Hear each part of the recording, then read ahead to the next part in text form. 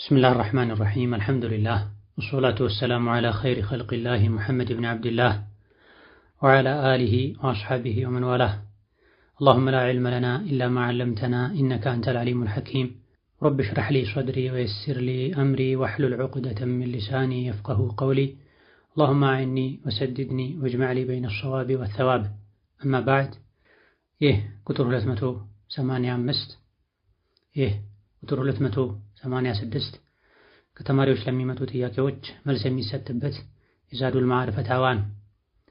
ዛሬ ከምናያቸው ጥያቄዎች የመጀመሪያው አንድ ከስቡ ወይም ገንዘቡ ሐራም የሆነ ሰው ሐራምነቱ በግለሰቡ ላይ የሚሆን ነው ወይስ በሚሰጣቸው ሰዎች ላይም ይሆናል የሚል ጥያቄ ነው። ሙስሊም ከስቡን ስራውን የገቢ ምንጩን እንዲያጠራ ኢስላም ያዛል። ያ አዩሃ ሩሱሉ ኩሉ ሚነ ጠይባቲ ወዕመሉ ሷሊሓ ብሏል አላህ ተባረከ ወተዓላ። መልእክተኞች ሐላልን ንጹህ ነገር እንዲመገቡ መልካም ስራ እንዲሰሩ አዟል። መልእክተኞች እንዲሰሩት እንዲያደርጉት ያዘዘን ነገር ሁሉ አማኞችም የመልእክተኞች ተከታዮችም እንዲያደርጉ አዟል ነቢዩ ዓለይሂ ሰላቱ ወሰላም እንዳሉት። ስለዚህ ማንኛውም ሙስሊም ስራውን ማጥራት አለበት። አንድ ሰው ስራው ከስቡ ሐራም ከሆነ በስራው የሚጠየቀው በዋነኝነት እሱ ነው። እሱ ኃላፊነት ወስዶ ስራዬ ብሎ ሰርቶ ከሚያመጣው ገንዘብ ለሌላ ሰው ቢሰጥ ለመቀበል የሚገደዱበት ሁኔታ ካለ ቤተሰቦቹ፣ ልጆቹ፣ ሚስቱ ሌላ አማራጭ ከሌላቸው ከሱ ተቀብለው መጠቀም ይችላሉ። እነሱ ከሱ ወጫቸውን ሐቃቸውን የማግኘት መብት አላቸው። ለኛ ብለህ ሂድ ሰርቀህ አምጣ፣ ዘርፈህ አምጣ፣ ለኛ ብለህ ሂድ ሐራም ስራ ብለው መገፋፋት አይችሉም። ነገር ግን ስራዬ ብሎ ከሚሰራው ያገኘውን ገቢ ቤተሰቦቹ በሱ ስር የሚተዳደሩ ተቀብለው ቢበሉ የሚጠየቀው እሱ ነው። አማራጭ ካላቸው ግን መተው ይጠበቅባቸዋል፣ አልበላም ማለት ይጠበቅባቸዋል። በሱ ስር የሌሉ ወጪያቸውን መሸፈን ግዴታ የማይሆንበት ሰዎችም ቢሆን ጓደኞቹ፣ ራቅ ያሉ ቤተሰቦቹ ስራው ሐራም የሆነን ሰው ካንተ ምንም አንቀበልም ብለው እንዲያፍር ተጸጽቶ እንዲመለስ ማድረጉ በላጭ ነው። ከወረዕ ለዲን ከመጠንቀቅ አንፃር ስራው ሐራም የሆነ ሰው ስራው ከሐራም ጋር ንክክ ያለውን ሰው ገንዘብ መቀበል፣ ምግቡን መብላት ተገቢ አይደለም ለዲን ከመጠንቀቅ አንፃር። ወንጀሉን ግን በተመለከተ የከስቡን ሐራምነት የስራውን ሐራምነት በተመለከተ ሂድ ለኔ ብለህ ይሄን አድርግ ብሎ ወንጀል ላይ እስካልገፋፋ ድረስ አንድ ሰው ራሱ በሚሰራው ስራ ራሱ ነው የሚጠየቅበት። ከአንዳንድ ቀደምት የእስላም ሊቃውንት እንደተነገረው ወላጆቹ የገቢ ምንጫቸው ሐራም የሆነ አንድ ልጅ በቤተሰቦቹ ስር የሚኖር ወላጆቹን ከመምከር ጋር ከስባችሁን አጥሩ ከማለት ጋር ከመምከር ጋር በስራቸው ከማፈርና ከመሸማቀቅ ጋር ሌላ አማራጭ ከሌለው ህይወቱን ለማስቀጠል ያክል ሐራም ከሆነ ገቢ ከተገኘ ወላጆቹ ከሚጠየቁበት ምግብ ያን ያክል ሳይጠግብና ደስተኛ ሳይሆን መብላትና መቅመስ እንደሚችል ተነግሯል። ሌላኛው ጥያቄ የአይሱዙ ሾፌር ነኝ፣ ቀንና ማታም እሰራለሁ፣ ጫት አልቅምም። ሰው ግን ቃም ካልቃምክ ትደክማለህ ይሉኛል። ለስራ ተብሎ መቃም ይቻላልን? አይቻልም። ይሄ እውቀት የሌለው ወይም አላህን የማይፈራ የደፋር ሰው ምክር ነው። ማንኛውም ጤናን፣ ገንዘብን፣ አእምሮን፣ ዲንን የሚጎዳ ነገር በእስላም ክልክል ነው። ጫት ገንዘብ እንደሚጎዳ፣ ኢኮኖሚን እንደሚያቃውስ፣ ጤናን እንደሚጎዳ፣ ዲን ላይ እንደሚያሰንፍ በይፋ የሚታወቅ ነው። ከዚህም በመነሳት ጫት ሐራምና የተከለከለ ነው ማለት ይቻላል። በመሰረቱ ሐራም የሆነን ነገር ለሥራ ተብሎ መጠቀም አይቻልም። እንዲህ ከተባለ ኸምር መጠጣትም ሌሎችም የተከለከሉ ነገሮች አስፈላጊ ናቸው ብሎ ሲያምን የሰው ልጅ የሸሪዓውን ሕግ እየጣሰ መጠቀም እንዲችል ዲኑ እንዲሸራረፍ በር መክፈት ይሆናል። ለማንኛውም ሰው ጫትን መጠቀም ክልክል ነው። ጉዳቱ ከፍተኛ ነው። ብዙ የሚቅሙ ሰዎች ጥቅም የሚሉትን ነው የሚያዩት። ጉዳቱ ተጋርዶባቸዋል፣ አይታያቸውም። የግድ ግለሰቦች በዲን የተከለከለን ነገር ለመከልከል ጉዳቱን ማወቅም የለባቸው። ጉዳቱን ካወቅኩኝ፣ ጉዳቱ ከታየኝ፣ የጉዳቱን ምልክት ካየሁኝ ነው መከለከለው አይባልም። ማንኛውም አላህና መልእክተኛው የከለከሉት አላህና መልእክተኛው የከለከሉት ነገር ውስጥ ሊካተት የሚችል ክልከላ የእስላም ሊቃውንት ዑለሞች የከለከሉት ነገር ሰዎች የክልክልነቱን ምክንያት ቢያውቁም ባያውቁም ጉዳት ስላለው ነው ተብሎ ሲከለከል ጉዳቱን በራሳቸው ቢያዩትም ቢያስተውሉትም ባያስተውሉትም በዲን ሐራም ነው ከተባለ መከልከል አለባቸው።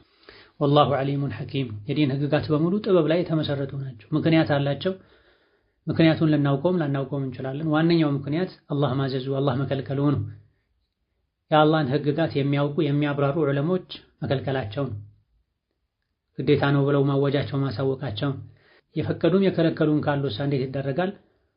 የሸሪዓ ዓላማ ይታያል። ወደ ንጹህ ተፈጥሮ ወደ ሰው ልጅ ደህንነት ጥቅም የቀረበው አስተያየት የቱን የሚለው ይታያል። ያለምንም ጥርጥር ጫት ለሰው ልጅ ጉዳት አለው። ከዚህ መታቀቡ ለሰው ልጅ ለዲኑም፣ ለዱንያውም፣ ለጤናውም፣ ለቤተሰቡም የተሻለና በላጭ ነው። ሌላኛው ጥያቄ ትምህርት ቤት ላይ መኮራረጅ ሐራም ነው ወይስ አይደለም? ሐራም ከሆነ በትምህርቱ ውጤት ስራ መስራት ሐራም ከስብ ይሆናል ወይ ቢያብራሩልኝ የሚል ጥያቄ ነው። መኮረጅ ማስኮረጅ ሁለቱም ሐራም ነው። በመልካም ነገር ተባበሩ፣ ተጋገዙ። በወንጀል አላህን በማመጽ አትተባበሩ፣ አላህን ፍሩ የሚል የቁርአን አንቀጽ አለ። ያልተማረን፣ ያልለፋን፣ ያልደከመን፣ ያልተዘጋጀን ሰው ማስኮረጅ በወንጀል መተባበር ነው። ሰነፎችን ከጠንካራና ከጎበዝ ተማሪዎች እኩል ማድረግ ነው። ይሄም አይገባም። ሐዲስ ላይም ነብዩ አለይሂ ሰላቱ ወሰላም ምን ገሸ ፈለይሰ ሚና ብለዋል። ያታለለ ያጭበረበረ ከእኛ ከሙስሊሞች አይደለም ብለዋል። በርትተው አጥንተው ያልተማሩ በመኮረጅ በማታለል ሳያልፉ ያለፉ ተማሪዎች ናቸው ሀገርን የሚያወድሙት፣ የሰው ጤና ላይ የሚጫወቱት። ስለዚህ ከከባድ ወንጀሎች መሃል አንዱ ማታለል ነው። እንዲህ አይነት ነገር ያደረገ ሰው ከኛ አይደለም ከተባለ በነቢዩ ሐዲስ አለይሂ ሰላቱ ወሰላም እንዲህ አይነቱን ድርጊት የፈጸመ ሰው ከባድ ወንጀል ከባኢረ ዙኑብ ውስጥ የሚካተትን ጥፋት እንዳጠፋ ነውና የሚቆጠረው። መኮረጅም ማስኮረጅም ወንጀል ነው። ሌላኛው ጥያቄ ለሩቃ ጉዞ ያለ መሕረም መሄድ ይቻላል? ለጉዞስ አይን መክፈት ይቻላል? የሚል ጥያቄ ነው። ባሉበት አካባቢ ሩቃ ከሌለ ከሩቃ ውጪ በሽታውም ሌላ አማራጭ ከሌለው ማስወበርና በትዕግስት ማሳለፍ ካልተቻለ ضرورة ከሆነ ግዴታ ከሆነ ሩቃው ባሉበት አካባቢ ሩቃ ከሌለ አብሮ የሚጓዝም መሕረም ከሌለ በቂ ጥንቃቄ ከማድረግ ጋር በርካታ ፉቃሃዎች ከሐጅ ጋር በተያያዘ እንደሚሉት ጥሩ የሆኑ ጠንቃቃ የሆኑ ክብራቸው የሚጠብቁ ተጓዦችን ፈልጎ አብሮ መጓዝ ይቻላል። መቼ? ከሩቃው ውጪ አማራጭ ከሌለ ሩቃው በትክክለኛ መንገድ ተደርጎ መፍትሄ እንደሚሆን ከተገመተ መሄዱ ግዴታ ከሆነና አማራጭ ከሌለ መሄዱ ይቻላል። الضرورات تبيح المحظورات ተብሏል። አስገዳጅ ከባድ ነገሮች በመሰረቱ የተከለከሉ ነገሮችን በልክ የተፈቀዱ የሚያደርጉባቸው ሁኔታዎች አሉ። የሞተን ነገር መብላት፣ ያልታረደን የበከተን መብላት ሐራም ነው። ህይወቱን ለማስቀጠል የሰው ልጅ ትንሽ ሊቀምስ ይችላል። ኸምር መጠጣት ሐራም ነው። የጎረሰው ነገር አንቆት አልወጣ አልወርድ ያለው ሰው የጎረሰውን ለማውረድ ያክል ብቻ ሐራሙንም ቢሆን ኸምር መጎንጨት ይቻላል። ስለዚህ ضرورة የሆኑ ነገሮች بقدر الحاجة ወሰን ሳያልፉ አንዴ በሩን ስለከፈቱ ሁሌም በዚህ ነገር መዘናጋትን በማያስከትል መልኩ ማድረጉ ይቻላል። ለጉዞ አይንን መግለጥ ይቻላል የሚለውን በተመለከተ ሴት ልጅ ኒቃብ ስታደርግ አይኗንም ጭምር መሸፈን አለባት። መግለጡ ግዴታ ከሆነ በጭራሽ አይኗን ካልገለጠች መንገድ ማይታያት ከሆነ መንገድ ለማየት የሚያስችለውን ያክል በትንሹ በቀጭኑ መግለጥ ትችላለች። አይኖቿን ሳትዋብ መዋቢያ ሳትጠቀም ከአስፈላጊው በላይ ሳትገልጥ በላጩ ባለንበት ጊዜ እንደሚደረገው መንገድ ለማየት አይን ጋር ብቻ በስሱ ከስር የሚደረግ ጨርቅን መጠቀም ነው የሚሻለው። ሌላኛው ጥያቄ በትምህርት ዙሪያ ላይ ከሸሪዓ ጋር የሚጋጩ አርስቶች ጋር እንዴት አድርገን ማስተማር እንችላለን? ለምሳሌ የሰው ልጅ አፈጣጠር፣ ስለ መሬትና ስለ ፕላኔት ባሉት ጉዳዮች ላይ ከቻሉ ሙሐደራ ብትለቁልን ጥሩ ነበረ የሚል ጥያቄ ነው። እንደዚህ አይነት ችግሮችን ለመፍታት ከሸሪዓ ጋር የሚጋጭ ነገር ውስጥ ከመግባት ለመዳን ማንኛውም አስተማሪ ቀድሞ ለራሱ የዲን ህግጋትን ሊያውቅ ቢያንስ አቂዳን መሰረታዊ የፊቅህ ነጥቦችን መረዳት ይጠበቅበታል። በእውቀት ሁሉም ችግሮች ይፈታሉ። እዚህ ውስጥ ከተጠቀሱ ነገሮች አንዳንዶቹ ግልጽ ከሸሪዓ ጋር የሚጋጩ ናቸው። አንዳንዶቹ ሸሪዓም ላይ የፊቅህ ሊቃውንት ዘንድም የሐሳብ ልዩነት ያለባቸው ሊሆኑ ይችላሉ። ስለ መሬት የሚለው መሬት ዝርግ ናት ክብ ናት የሚለው ተፈልጎበት ከሆነ የሰው ልጅ አፈጣጠር የሰው ልጅ ከጦጣ ነው የመጣው ግልጽ የሆነ ስህተት ነው። የሰው ልጅ አባት የሆኑት አደም ከአፈር ከጭቃ ነው የተፈጠሩት። ከዛ ውጭ ያሉት ደግሞ ከአባትና ከእናት ከወንድና ከሴት የዘር ፈሳሽ ነው። አላህ በሚያውቀው መንገድ በጥበብ ማህፀን ውስጥ የሚቆየውን ያክል ጊዜ ቆይቶ የተለያዩ እርከኖችን አልፎ ነው የተፈጠረው። የተከበረውን የሰው ልጅ ከሐይዋን ከእንስሳት ነው የተገኘው ብሎ ማመን ማስተማር ኋላ ቀርነት ነው፣ ከሸሪዓም ጋር የሚጋጭ ነው። አላህ የሰውን ልጅ በምን መልኩ እንደፈጠረው ሱረቱ አልሙእሚኑን ላይ ሱረቱል ሐጅ ላይ ገልጿል። ሐዲስም ላይ ተጠቁሟል። መሬት ክብ ነው አይደለም የሚለው በፊቅህ ሊቃውንትም ዘንድ ወልአርض ባዕደ ዛሊከ ደሓሃ ወኢዘል አርዱ ሙደት ወዘተ ከሚሉ አንቀጾች በመነሳት መሬት ዝርግ ናት አይ ክብ ናት ያሉ ሊቃውንት አሉ።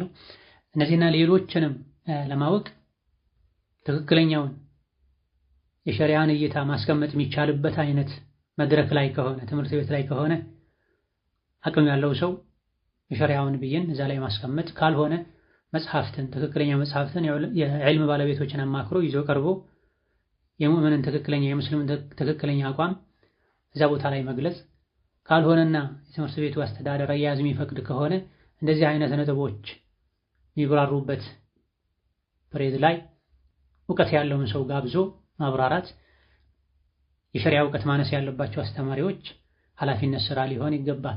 ይሄም ማድረግ ማይችሉበት ሁኔታ ላይ ሲኮን ደግሞ ይሄ ሳይንሱ የሚለው ነው፣ እንደ ሃይማኖት እንደ እምነት ይሄ ትክክል አይደለም፣ ትክክል ላይሆን ይችላል የሚሉ ቃላትን አስቀምጦ ማለፍ ግዴታ ይሆናል። በዘላቂነት ችግሩን ለመፍታት እያንዳንዱ አስተማሪ ራሱ ላይ የዲኑን እውቀት መማር ግዴታ ሊያደርግ ራሱ ግንዛቤውን ሊያስተካክል ተማሪዎቹን እንደዚሁ ሊያንጽ ይገባል። ቀድሞ ራሱን በሸሪዓ እውቀት በማነጽ ከተቻለ ሙሐደራ ቢለቀቅ የሚለው ረጅም ጊዜ ጀምሮ የሚታሰብበት ከረጅም ጊዜ ጀምሮ እየታሰበበት ያለ ጉዳይ ነው። ለአስተማሪዎች ለጤና ባለሙያዎች ተከታታይ ምክሮች መሰጠት አለባቸው። ታስቧል። አላህ እንዲያገራ ዱዓ ማድረግ ነው። ኢንሻአላህ ተዓላ በአላህ ፈቃድ ይሳካል። ሌላኛው ጥያቄ ሂጃብ ስንለብስ ከጅልባባችን ላይ ቦርሳ ማድረግ ይቻላል ወይ? ኒቃብስ ስናደርግ አይናችንን መሸፈን ግዴታ ነው ወይ የሚል ጥያቄ ነው። ሂጃብ ሲለበስ ትልቁ አንዱ ዓላማ የሴት ልጅ ሙሉ የሰውነት ቅርጿ እንዳይታይ ማድረግ ነው ዓላማው። ጅልባብ የተደነገገው ለዚህ ነው። ከጅልባብ ላይ ጃኬት ካፖርት መደረብ፣ ጅልባብ ላይ ቦርሳ በማንጠልጠል የትከሻ ቅርጽ እንዲወጣ ማድረግ አግባብ አይደለም። ሁሉም ነገር ከጅልባብ ስር መደበቅ አለበት። በተለይ አንዳንድ ቦርሳዎች ጌጥ ናቸው፣ ቅንጦት ናቸው፣ ብልጭልጭ ያላቸው ናቸው። በትክክል ቦርሳ ፈልገው ይይዛሉ። በትክክል ቦርሳ አስፈልጓቸው ሳይሆን ፋሽን ሆኖ ጌጥ ሆኖ የሚጠቀሙ ሰዎች አሉና ሁሉም ነገር ከጅልባብ ስር መሆን አለበት። ጅልባብ ላይ ምንም ነገር መደረብ የለበትም። አይን መሸፈን አለበት ወይ? አዎ፣ በመሰረቱ አይን መሸፈን አለበት። ለማየት አንድ አይንን መግለጥ ካስፈለገ እንደሚቻል ከሱሐቦች ከታቢዒዎች ተነግሯል።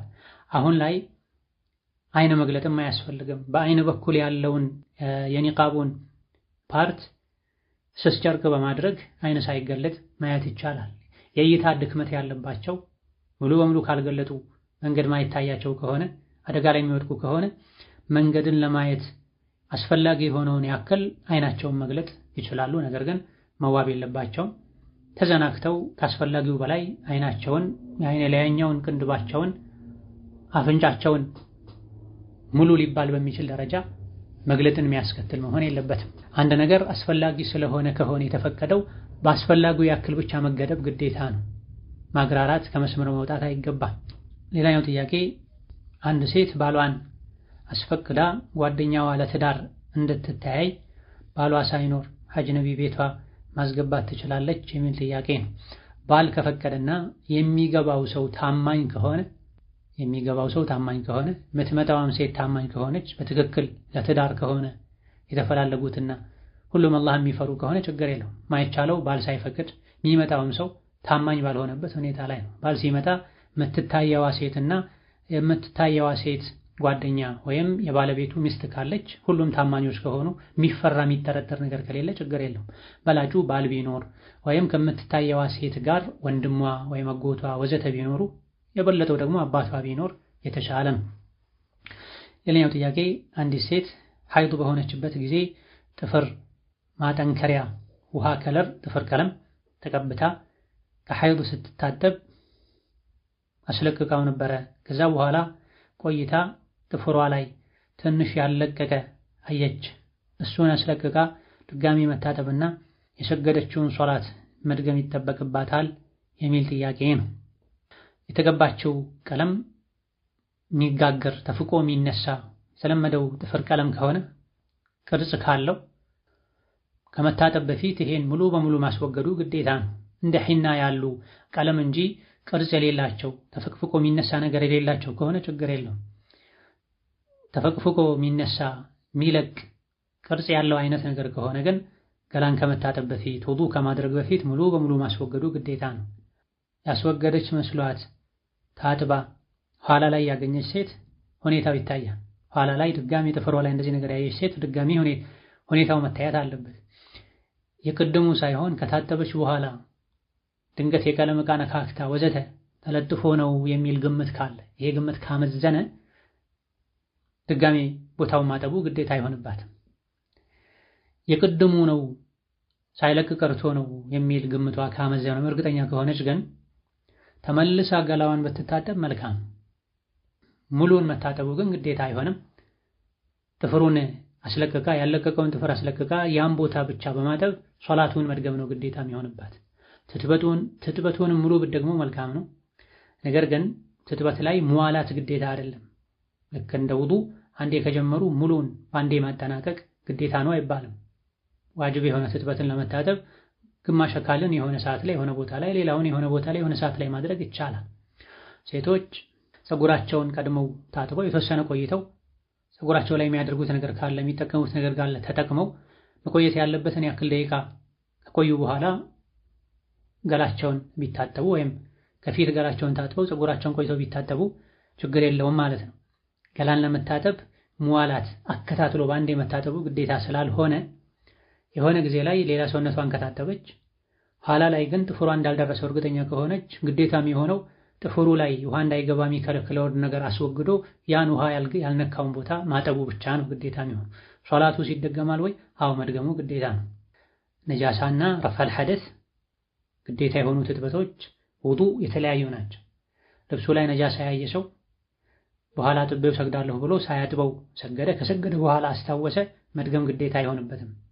ውዱእን ግዴታ ትጥበትን መሰል ነገሮችን ግን የረሳ ሰው እንደዛ አይደለም። ሁክሙ ብይኑ ይለያያልና ሶላቱን መድገሙ ግዴታ ይሆናል። ትጥበቱን ሙሉ ቢደገም መልካም፣ ካልሆነ ውሃ ያልነካውን ቦታ ብቻ ውሃ እንዲነካው አድርጎ አጥቦ ሶላቱን መድገም ነው ግዴታ የሚሆነው።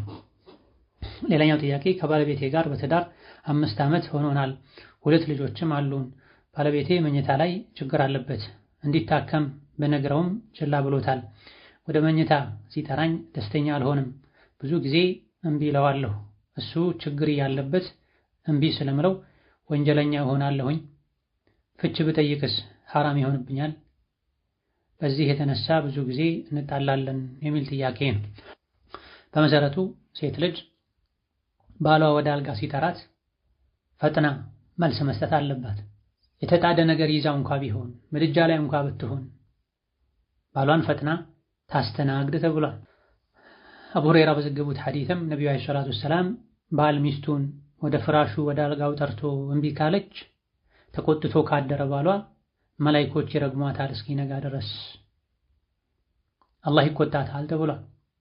ባል በፈለገው ጊዜ ሚስቱን ማግኘት አለበት። ሚስትም ባሏ በጠራት ጊዜ አቤት ማለት አለባት፣ ጉዳት እስካላስከተለባት ድረስ ወይም ከሸሪዓ ግዴታዎች እስካልተጋጨባት ድረስ። ጉዳት የሚያስከትልባት ከሆነ ከሸሪዓ ግዴታዎች ጋር የሚጋጭባት ከሆነ ሁለቱን አብራ ማስኬድ ካልቻለች ይሄኔ ከሸሪዓው ጋር የሚጋጭ ጥሪን በሚያቀርብበት ጊዜ አይ ማለት ትችላለች።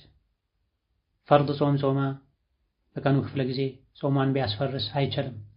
ሀይድ ላይ ሆና ለግብረ ስጋ ግንኙነት ከዛ በታች ላለ ጨዋታ ከሆነ ግዴታ ነው። ለግብረ ስጋ ግንኙነት ጥሪ ቢያቀርብ አይቻልም። ህመም ካለባት ማስገደድ አይችልም፣ እሷ የፈቀደችውን ያክል ካልሆነ በስተቀር። ወከዛሊክ ባልም የሚስቱን ስሜት መረዳትና ተፈጥሯዊ ፍላጎቷን ማሟላት ግዴታው ነው። ከትልልቅ ሚስት ባሏ ላይ ካሏት ሐቆች አንዱ የአልጋ ሐቅ ነው። ለዚህ ነው ሸይኹል ኢስላም ኢብኑ ተይሚያ ረሒመሁላህ ተዓላ ባል የሚስቱን የአልጋ ሐቅ ሊጠብቅ ይገባዋል፣ በተለመደው ልክ አስፈላጊ ነው በሚባለው ልክ። ከትልልቅ ሐቆቿ መሃል አንዱ ይህ ነው። ምናልባትም ከምግብና ከመጠጥም በላይ ብላ ወደ ሐራም እንዳትሄድ፣ ሌላ ወንድ እንዳታይ፣ ተፈጥሯዊ ፍላጎቷን ባል በሚችለው ያክል በተለመደው ማዕቁል በሆነው ልክ ባል የሚስቱን ሐቅ መጠበቅ አለበት። ይሄን እንዳያሟላ የሚከለክለው ነገር ካለ ችግሩን ማከም ማስወገድ የሱ ግዴታ ነው። ባል የሚስቱን የአልጋ ሐቅ መጠበቅ ልክ ምግብና መጠጥ እንደማቅረብ ግዴታው ነው። ይሄን ሐቅ እንዳይጠብቅ ሚስቱን ከሐራም እንድትርቅ፣ ወደ ሌላ ወንድ እንዳታይ፣ ሐራም እንዳታስብ ማድረግ በሚችልበት ልክ የባለቤቱን የአልጋ ሐቅ መጠበቅ ማይችልበት ምክንያት እሱ ጋር ካለ ይሄን ማስወገድም የሱ ሌላ ኃላፊነትና ግዴታ ነው። ስራ ከሌለው ስራ ፈጥሮ ቤተሰቡን መጦር አለበት፣ መፍትሄ መፍጠር አለበት እንደሚባለው ሁሉ የአልጋ ችግር ካለበትም የአልጋውን ችግር ማስወገድ የሱ ግዴታ ነው። መድኃኒት መውሰድ ካለበት ሁሉ መድኃኒት ወስዶ የራሱን ደካማ ጎን ችግሩን መቅረፍ አለበት ብሏል እና ኢማም አልቁርጡቢ ሌሎችም። ይሄን ለማድረግ እሱ ዝግጁ ካልሆነ ደግማ ደጋግማ ሐቋን ከጠየቀች ወይም ደግሞ ታክሞ ካልዳነ መጠበቅ ያለባትን ጊዜ ጠብቃ ችግሩ ማይቀረፍ ከሆነ ፍቺ መጠየቅ አሁን ትችላለች። ማሰበሩ ግን በላጭ ከቻለች ትዳር ዓላማው የአልጋ ቆይታ ብቻ አይደለም። 2 ልጆችን አላህ ሰጥቶኛል፣ በዚህ ምክንያት ከትዳር ተፈትቼ በዚህ ምክንያት ንካሄን አውርጄ ከዛ በኋላ የሚሆነውን አላውቅም፣ ያለ ባል ከመኖር በባል ስር ተሰትሬ መኖሬ የተሻለ ነው፣ ችግሩንም አላህ ወደፊት ሊፈታው ይችላል ብሎ መሰበሩ ዱዓ ማድረጉ በላጭ ይሆናል። እሱም ቢሆን ሳያውቅ የጤና ባለሙያ አማክሮ እሱም በማይጎዳ መልኩ ሴት ማድረግ የምችለው ሕክምና ካለ በመድኃኒት መልኩ የሚወሰድ ነገር ካለ የራሷን አካሄዱን መሄድ ትችላለች። ጉዳት ከሌለው አዋቂን አማክራ ይህ ሁሉ ተደርጎ መፍትሄ ከሌለ እሷ ሌላ ተጨማሪ ልጆችን ፈልጋለሁኝ የአልጋ ሐቄም እንዲጠበቅ ፈልጋለሁኝ ካለች በዚህ ፍቺ መጠየቅ ይቻላል። ይቻላልና ይሻላል ሁለቱ ግን የተለያዩ ናቸው። በየጊዜው ወደ አልጋ ሲጠራ እምቢ ማለቱም ይቻላል ወይ? ጉዳት ካለው አሁን ይቻላል። የወንድም ይሁን የሴት የዘር ፈሳሽ ማውጣት ያለበት ሆኖ ተንቀሳቅሶ ሊወጣ ብሎ መልሶ አለመውጣቱ ጉዳት እንዳለው ተነግሯል። ሌላም የስነ ልቦና ጉዳትን ችግርን የሚያስከትል መሆኑ ከተረጋገጠ ግልጽ የሆነ ጉዳት ካስተዋለች ይህን ችግር አስወግድና የኔም ያንተም ሐቅ የሚጠበቅበት መሆን አለበት የአልጋ ቆይታችን በሚል ከሆነ አይ ማለቱ ወንጀል አይሆንም። ሌላኛው ጥያቄ በውዱ ሰዓት መሸፈን ያለበት የሰውነታችን ክፍል እስከምን ድረስ ነው? ሻወር ስንወስድ አንድ ላይ ውዱ ብናደርግ ይቻላል ወይ? አዎ ይቻላል። ውዱ ለማድረግ የትኛውንም የሰውነት አካል መሸፈን መስፈርት አይደለም፣ ግዴታ አይደለም። ሻወር የወሰዱ በዛው ውዱ ጨርሶ መውጣት ይቻላል። ከውዱ ሽሩጦች ከውዱ ዋጅባቶች ውስጥ ሰትረል ዐውራ ተብሎ አልተጠቀሰም፣ አልተነገረም። ሌላኛው ጥያቄ ጀናባ በሆነን ሰዓት ሽንት ቤት ሲገባ የሚባል አዝካር ማለት እንዴት ይታያል? እንዲሁም ቤት ስንገባ እና ስንወጣ በጀናባ ሰዓት የሚከለከለው ቁርአንን እንደ ቁርአን አስቦ መቅራት ብቻ ነው እንጂ የጠዋትና ማታ ዚክሮችን የመኝታ ዚክሮችን ቤት ሲገባ ወደ መጸዳጃ ቤት ሲገባ ሲወጣ ወዘተ የሚባሉ አዝካሮችን ሁሉ ጀናባ ላይ ባሉበት ጊዜ ማለት አይከለከልም። አያተል ኩርሲንም ቢሆን የጠዋትና ማታ ዚክር ላይ በመኝታ ጊዜ ሱረቱል ፈለቅን ሱረቱን ናስን ሌሎችን የሚቀሩ ሱራን አንቀጾችን እንደ ዚክር አስቦ መቅራትም ይቻላል። ጀናባ መሆኑ ይህን አይከለክልም። በላጩ ግን ሌላ ከልካይ ነገር እስከሌለ ድረስ ፈጥኖ ጀናባን አውርዶ ነፃ ሆኖ ዚክር ማለት ቁርአን መቅራት ሆኖ። ሌላኛው ጥያቄ በሶሻል ሚዲያ ዒልም መቅራት እንዴት ይታያል? በአካባቢ ያሉ ኡስታዞች ካልተመቻቸው ወይንም አሰጣጥ ላይ ችግር ካለ ከተቻለስ አጅሩ እንዴት ይታያል? አጅሩ በአካል በመሄድ እንደሚማሩት አይደለም። በአካል ሄዶ መማር በእርምጃው ልክ ሲሄዱም ሲመጡም አጅር አለው። የትምህርት ቦታው ላይ ቁጭ ሲባል በመላይካ ተከቦ ቁጭ ማለት ራሱን የቻለ የዕልም ቦታ ላይ በተለይ መስጂድ ውስጥ ሲሆን ሲቀመጡ ዙሪያው መላይካ ይከባል። ሰዎች ሲነሱ አላህ ወንጀላችሁን ምሯቸዋል ይባላሉ። አስተማሪ ጋር ቁጭ ብሎ የአስተማሪውን ትምህርት አሰጣጥ ማየት፣ ያልገባን ፊት ለፊት ቀጥታ መጠየቅ፣ ከአስተማሪው አደብ ስነ ስርዓት መማር ብዙ ፋይዳዎች አሉት። በውሃና በአፈር ውዱ እንደማድረግ ነው። በአፈር ውዱ የሚደረገው ተይሙም የሚደረገው ውሃ ሲጠፋ ነው። ውሃ እያለ በአፈር ተይሙም አይደረግም ዑድር ላለው ሰው ካልሆነ በስተቀር። በአካል ሄዶ መማር የተቻለም በርቀት እማራለሁ በሶሻል ሚዲያ እማራለሁ አይባልም። በሶሻል ሚዲያ መማር በአካል የመማርን ያክል አይደለም በምንም መልኩ። ነገር ግን አማራጭ የሌለው ሰው ጥያቄው ላይ እንደተባለው በቂ አስተማሪ ከሌለ፣ አስተማሪ ካልተመቸው ወይም አሰጣጥ ላይ ክፍተት ካለ ያን አጠገብ ያለውን ከመጠቀም ጋር ክፍተቱን ለመሙላት እንደተጨማሪ ሶሻል ሚዲያውን መከታተል ይቻላል።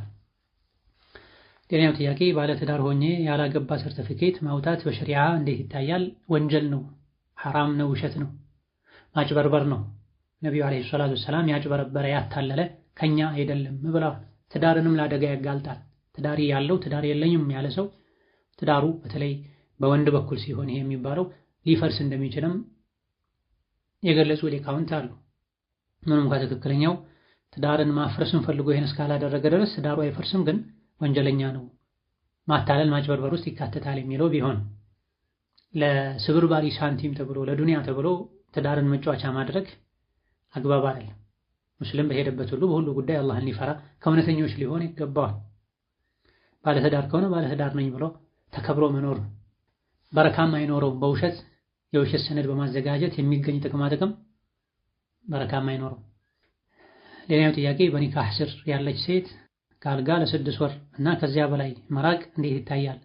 ይህን ያደረግኩት በግንኙነት ወቅት ምንም ስሜት ስለማይኖረኝና ለመፋታት ስላሰብኩኝ ነው። በዛ ላይ የጤና ችግር ስላጋጠመኝ ነው። ከግንኙነት ጋር የመጣ ችግር ነው የሚል ጥያቄ።